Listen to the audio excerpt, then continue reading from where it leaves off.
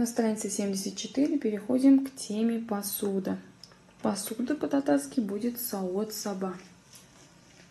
Это парное слово, пишется через дефис. Сауот саба. Читаем не в, савыт, а о, так как в татарских словах все буквы о, в читаются как о.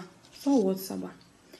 Шынаяк, чашка, чайник, чайник, талинке, тарелка, чайничке, вилка, кошак, ложка, пышак, нож. Мы видим, что некоторые из них очень легко запомнить, так как они взяты из русского языка и чуть-чуть изменены.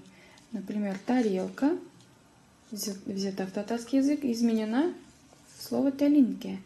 Чайник в чайник.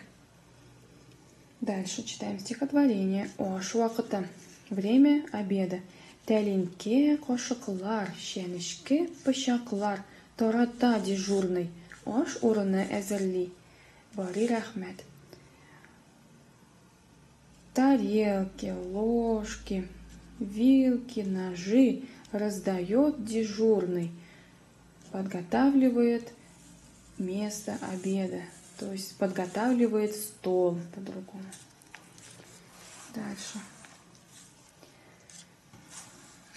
Предложение составляем. Мин пышак белен ипи кисем. Я режу хлеб ножом или при помощи ножа. Мин чәнечке белен салат ошим. Я ем салат с помощью вилки.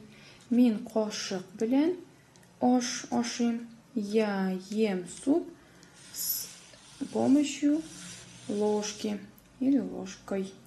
Марина, миңа кошык бир әле. Ничә кошык кирәк? Бер зур кошык, бер бал кошыгы. Марина, дай мне, пожалуйста, одну ложку. Нет, не одну ложку, а просто. Марина, дай мне, пожалуйста, ложку. Сколько ложек надо? Одну большую ложку, а другую маленькую, чайную.